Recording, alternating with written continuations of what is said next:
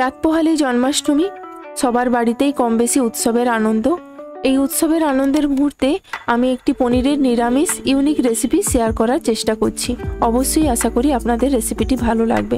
নমস্কার, আমি কেতকী। আবার একটি দুর্দান্ত নিরামিষ রেসিপি ব্লগে আপনাদের স্বাগত। আজকে আমি বানাবো নিরামিষেরই একেবারে ইউনিক ধরনের রেস্টুরেন্ট স্টাইলের পনির মশলা রেসিপি। প্রথমে আমি পনিরগুলো একটু বড় বড় পিস করে কেটে নিচ্ছি। এবারে 4টে বড় সাইজের টমেটো নিয়েছি, যেগুলো আমি মিক্সিতে বেটে নেব।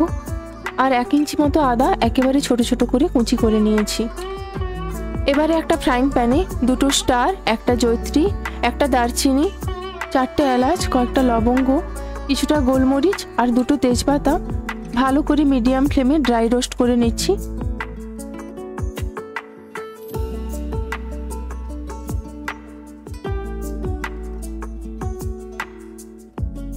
আর এদিকে একটা কড়াইতে 30 গ্রাম মতো কাজু অল্প ভেজে আমি তুলে রাখছি। ওই তেলটাতেই পনিরের টুকরোগুলোকেও আমি হালকা হালকা করে ভেজে নিচ্ছি। বেশি ভাজবো না, অল্প একটু গায়ে লাল লাল কোটিং দেখা দিলে সেগুলোকে আমি তুলে নিচ্ছি।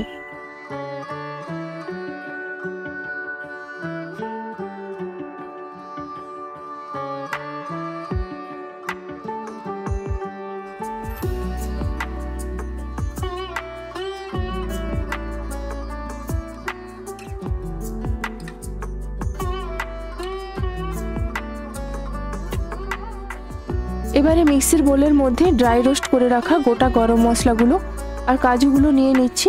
এটাকে আমি জল ছাড়াই বেটে নেব, একেবারে জল দেওয়া যাবে। কড়াইতে যে তেলটা অবশিষ্ট রয়েছে ওটাতেই বাকি রান্নাটা হবে। প্রথমে কড়াইতে দিয়ে দিচ্ছি 1 চামচ গোটা জিরে, তারপর দিচ্ছি 1 চামচ গোটা মৌরি, দিয়ে ফোড়নটার যখন সুন্দর একটা গন্ধ উঠবে তখন দিয়ে দিচ্ছি আদা কুচিগুলো, আর দিচ্ছি কিছুটা কাঁচা লঙ্কা কুচি, এটা ঝালের জন্য প্রধানত। মশলাগুলো ভাজা ভাজা হয়ে এলে এবারে দিয়ে দিচ্ছি 1 চামচ ধনে গুঁড়ো, 1 চামচ হলুদ গুঁড়ো আর 2 চামচ কাশ্মীরি লঙ্কার গুঁড়ো।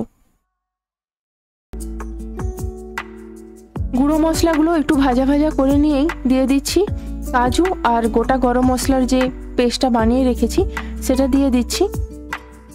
এটা দিয়েও কিন্তু বেশিক্ষণ ভাজা যাবে না, কারণ এটা আগেই তেলে ভাজা রয়েছে কাজুগুলো। তার জন্য কয়েক সেকেন্ড ভাজা ভাজা করেই এর মধ্যে দিয়ে দিচ্ছি টমেটোর পেস্টটা। টমেটোর পেস্টটা কিন্তু এই পর্যায়ে দিলেই তরকারির রঙটা সুন্দর আসবে। যদি আগে দিয়ে থাকেন তাহলে কিন্তু তরকারির রঙটা এত সুন্দর আসবে না।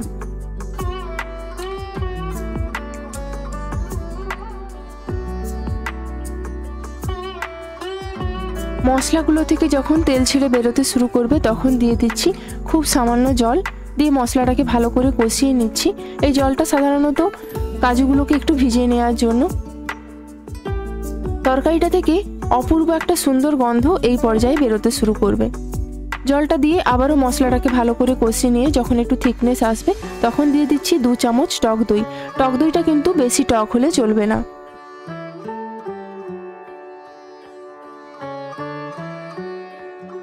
টক দইটা দিয়ে মশলাটাকে আরও একটু কষিয়ে নিচ্ছি।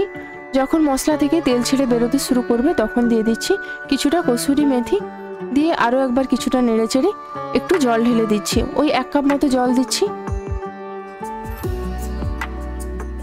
জল দেওয়ার পর টেস্টটা ব্যালেন্স করার জন্য পরিমাণ মতো নুন আর চিনি দিয়ে দিচ্ছি। তরকারিটা কিন্তু খুব বেশি মিষ্টি মিষ্টি হয় না, তাও এখানে মোটামুটি আমি 1.5 চামচ মতো চিনি দিলাম। দিয়ে ঝোলটা যখন একটু ফুটতে শুরু করলো তখনই পনিরগুলো দিয়ে দিলাম। পনিরগুলো দিয়ে বেশিক্ষণ নয়, এই মিনিট 10 মতো ফোটালেই তরকারিটার একটা থিকনেস চলে আসবে, আর তখনই আমি গ্যাসের ফ্লেমটা বন্ধ করে দেব। দেখুন তরকারিটার মধ্যে একটা সুন্দর থিকনেস চলে আসছে আর রঙটাও অপূর্ব এসেছে। তরকারিটা দুর্দান্ত স্বাদের হয়। আপনারা ভাত রুটি দুটোর সঙ্গেই ট্রাই করতে পারেন। আর ভিডিওটি যদি ভালো লাগে অবশ্যই কিন্তু চ্যানেলটিকে সাবস্ক্রাইব করবেন। আর যারা ফেসবুক থেকে দেখছেন তারা আমাকে ফলো করে রাখবেন, যাতে আমার ভিডিওগুলি আপনাদের কাছে পৌঁছাতে পারে। লাইক আর কমেন্ট করে অবশ্যই পাশে থাকবেন। আজকের মতো ভিডিওটি এখানেই শেষ করছি। সবাই ভালো থাকবেন, সুস্থ থাকবেন। ধন্যবাদ। সবাইকে জন্মাষ্টমীর আগাম শুভেচ্ছা রইল।